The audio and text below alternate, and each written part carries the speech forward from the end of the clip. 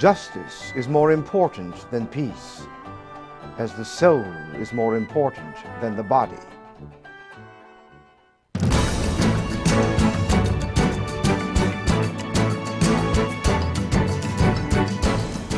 Welcome again to Issues and Ideas, the program where each week we present both sides of today's most important controversies. Today we'll be discussing the issue of social justice. I'm looking forward to it because I'm not even sure what social justice means. Our guests tonight are Senator Dave Davis, who is chairman of the Senate Subcommittee on Social Justice, and Ms. Claudia Clue, who is executive director of the American Citizens for Social Justice. Thank you both for joining us. Well, thank you for having me here. Thanks, it's great being here. Well, I guess the first question would be, what exactly is social justice? Well, I'm certain that although Ms. Clue and I do not agree on very many things, we would at least agree on that. I'm not so sure, Senator. Well, now, social justice has to do with protecting the rights of all of our citizens. Social justice is not about protecting rights, it's about providing rights. Now, let me finish, please. How about you let me start? But now, as I was saying... You just wanted to control the discussion, control all the discourse, cut off the debate. No one has done more to protect free speech than Protect free speech? You won't even let me talk. But as I was saying, I have introduced legislation concerning social justice issues. My organization has fought for policies that Congress hasn't even begun to look at, such as... As chairman of the Social Justice Committee, I have held many hearings on social... I have never once been invited to testify at any hearing, even though I'm widely recognized as an advocate for social justice. A great many of our citizens from across this land have attended these hearings, and the consensus is unanimous. Our studies show that the American people have no confidence in legislative solutions to these problems. First of all, the rights of women and children are not being recognized. This is not just about protecting women and children. This is about protecting all persons, including corporations. Oh, if you want to talk about corporations, let's talk about jobs. Let's talk about protection in the workplace. I'm talking about protecting the American dream. I'm talking about equal rights. Building stronger communities. Whole segments of the population are being ignored, shut out. Respecting the rule of law. I'm talking basic rights. We need to get away from partisan politics for just one moment. There are moral issues affecting everyone. The American people deserve better than this. What do we get for our tax money? What about accountability? Why isn't health care a matter of social justice? And why hasn't the government done anything to lower the cost? What about safe neighborhoods and decent housing? And what about education? Excuse me. What exactly is social justice? If people are unsure about what social justice is, and they are unsure, they seem to be even more confused about what Catholic social teaching is. It's a subject that quickly gets politicized, and unfortunately both ends of the political spectrum tend to misunderstand it and misrepresent it. Some people think Catholic social teaching simply means finding ways to excuse inexcusable behavior. But Catholic social teaching has absolutely nothing to do with homosexual rights or abortion rights or contraception rights, because none of those things are rights. They are wrongs. And the Church clearly teaches that these things are wrong, and it will not compromise its teachings on any of those matters. Catholic social teaching really does not have a lot of nuance to it. It basically boils down to one thing: justice. Justice for the poor. The Church has always emphasized the corporal works of mercy, feeding the hungry, clothing the naked, tending to the sick, and so on. But as important as those things are, this is not what Catholic social teaching is about. It's not about mercy, it's about justice. There's a distinction between justice and mercy, which is perhaps best summed up in a line from G.K. Chesterton. Children are innocent and love justice, while most of us are wicked and naturally prefer mercy. With mercy, the emphasis is about not giving the guilty what they deserve. With justice, the emphasis is about giving the innocent what they do deserve. When we recite the Magnificat, that beautiful prayer of the Blessed Virgin Mary, we are describing a vision of social justice. He hath put down the mighty from their seat. He hath exalted the humble. As Chesterton points out, every social revolution in history has failed solely because it could only fulfill half of that revolutionary maxim of the Magnificat. There have indeed been times when the mighty have been deposed from their seats, but no revolution has ever yet achieved the sequel, lifting up the humble. The Catholic Church has worked to achieve this without something so drastic as a revolution, but with the teaching and the applying of the gospel and transforming lives. The Church wants to create a just society, and one of the basic elements is that those who work are entitled to enjoy the fruits of their labor. And interestingly enough, the Church has recognized this has been a problem, especially in modern society, where a large segment of the population is not fairly benefiting from their own work. The first encyclical on Catholic social teaching was issued in the midst of the Industrial Revolution, just before the dawn of the 20th century, by Pope Leo XIII.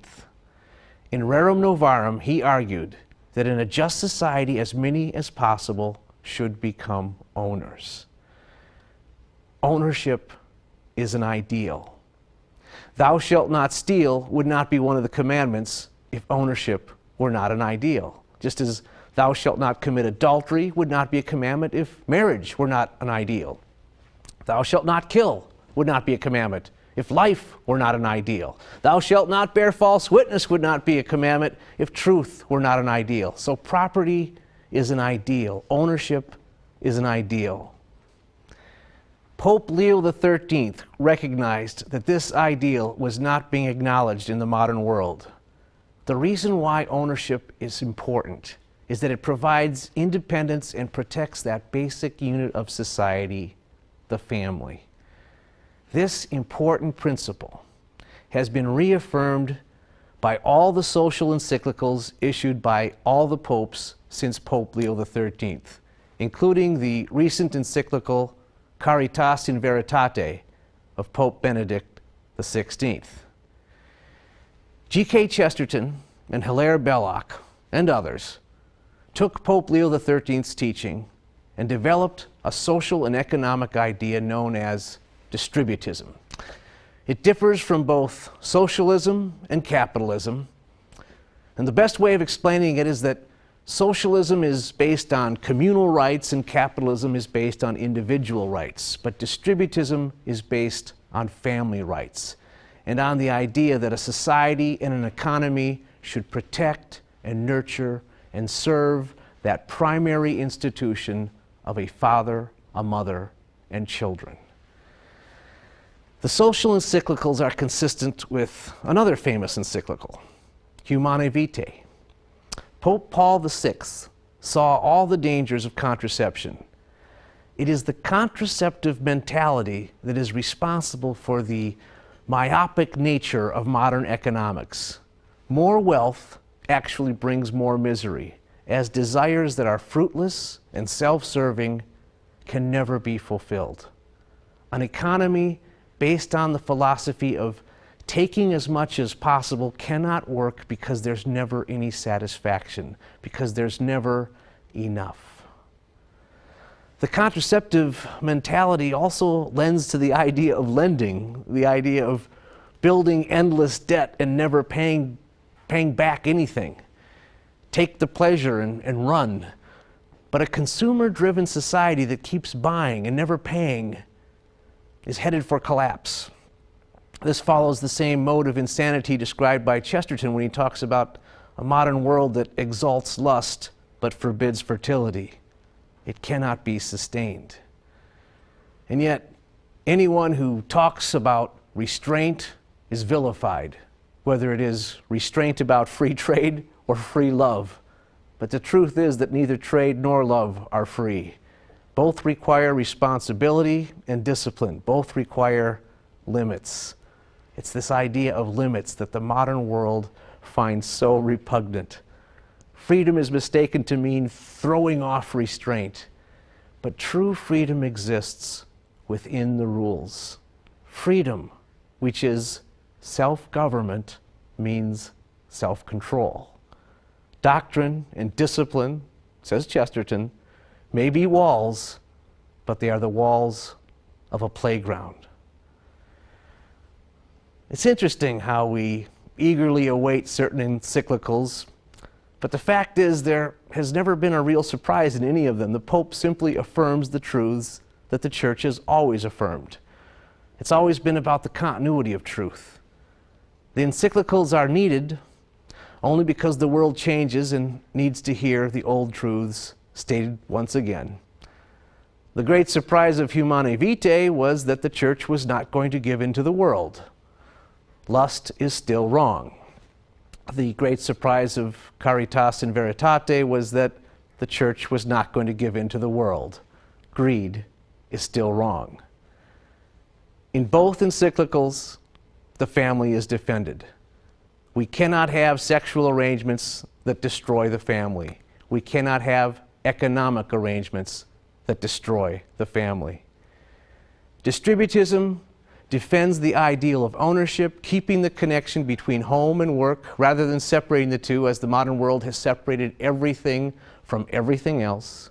We've seen the separation of work from home, the separation of business from morality, the separation of morality from religion, the separation of sex from birth, and the separation of husband from wife. Catholic social teaching tries to put a broken world back together. But the problem with the Church's social teaching is that it deals with a subject that makes people very, very touchy. It is a subject that is more personal even than sex. The subject is money. How we get money, how we spend it, how we keep it or don't keep it. Mammon, of course, is the one alternative to the true God. But even apart from the danger of worshiping money as a false god is the danger of making the economy a false king. Chesterton knows how sensitive a topic this is. Let me touch on that terribly delicate matter, the relation between truth and trade. Medieval man went in for a mystical idea called the just price. He wanted to know what a thing was really worth, and if possible to avoid paying too little or too much for it. Then there appeared another test of trade, equally logical and within limits, equally definite. It rested on the needs and motives of a highly simplified person who was called the economic man. This gentleman, who was certainly not a gentleman, was, by hypothesis, entirely selfish, but moderately sensible, and above all, moderately firm. He knew what he wanted, and could not be persuaded that he wanted anything else. But the modern psychology of salesmanship was entirely concerned with persuading him that he wanted something else. Business was not only no longer based on the just price, it was no longer based on the second theory of supply and demand. It was based on the idea that the supply was entitled to demand a demand. In some sense, the supply would supply its own demand. The demander was reduced to a condition in which he did not know what the devil he did demand. The trader was to study not the facts about necessity and utility and what the people want, but rather the fancies, the moods, the mechanical tricks, the mere absent-mindedness, all the weaker side of man. What Chesterton is saying here is that the old economic models don't work anymore. This same point is made by Benedict XVI in Caritas in Veritate. Chesterton predicted that in the later 20th century, most of our time would be taken up by arguing with communists, and he warned about arguing the wrong way. As I think about it, there are two recognized ways of arguing with a communist, and they're both wrong. There is also a third way, which is right, but which is never recognized. Curiously enough, the two commonest ways of contradicting communism also happen to contradict each other. The first conventional method is simple enough. The capitalist says to the communist, "You shall not enter my house, for I know you would burn it down. You shall not speak to my family, for I know you would blow them up. You are a common thief and murderer, and I am a highly respectable and moral person, and not as this Russian communist." Now that is talking like a Pharisee, and the Pharisee is a more ancient enemy of the Christian than the Marxist. But I rather prefer it to the other method, which I find extremely common among those who profess to defend property or individualism against the Marxist heresy. It is this second case. The capitalist says to the communist, "You believe in a lot of nonsense about the brotherhood of men, but I tell you as a practical man that every man wants to get as much as he can for himself, and will beat down his own brother if he needs to, in business if he can. Every man must obey his acquisitive instinct." I read these very words recently in attack on the Marxist theory. People use these arguments against communism as if they were the only arguments against communism. And then they are surprised that a number of spirited young people become communists. You see, they do not seem to see that to such young people, the capitalist in question only seems to be saying, "I'm a greedy old scoundrel, and I forbid you to be anything else." Now, the true, full, and final argument against communism is that private property is much more important than private enterprise. A pickpocket represents private enterprise, but we should hardly say that he supports private property. Private property is not a bribe that exists for the sake of private enterprise. On the contrary, private enterprise is only a tool or weapon that may sometimes be useful to preserve private property. And it is necessary to preserve private property simply because the other name for it is liberty. On the one hand, it is not merely a conventional respectability. On the contrary, it is only the man with some property and privacy who can live his own life freely. On the other hand, it is not a mere license to trade, still less a mere license to cheat. On the contrary, the whole point of property is that in that alone can be naturally nourished the sentiment of honor. In Caritas in Veritate, Pope Benedict makes it clear that every economic decision has moral consequences, and that we have to act with principles other than pure profit. If capitalism is mere acquisition and accumulation, it will always provoke communism. Big business and big government are dueling giants that are chained to each other. The Church defends the freedom to trade, to buy, and to sell, but rights presuppose responsibilities. Every freedom is a potential abuse of freedom. The role of the state is to protect against the abuses.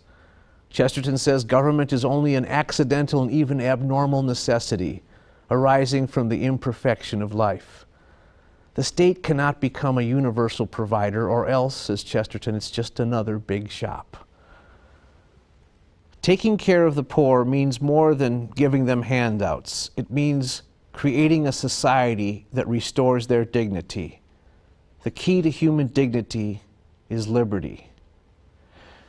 There are many reasons for Chesterton's importance, but perhaps the most overlooked is that he is a defender of liberty. It's a word that we all like the sound of, but we seldom think about what it really means. We apparently haven't been thinking much about it in modern times as we've watched it erode. Every time we trade freedom for security, we soon watch it become slavery. We have to start doing more things for ourselves. Liberty means doing things and not having them done for us. It is a freedom that we want everyone to enjoy. Chesterton says, liberty is life, and heaven is symbolized by wings, and hell is symbolized by chains. I'm Dale Ahlquist, and thanks for joining us on the Apostle of Common Sense, and please, support the American Chesterton Society and help us make common sense more common.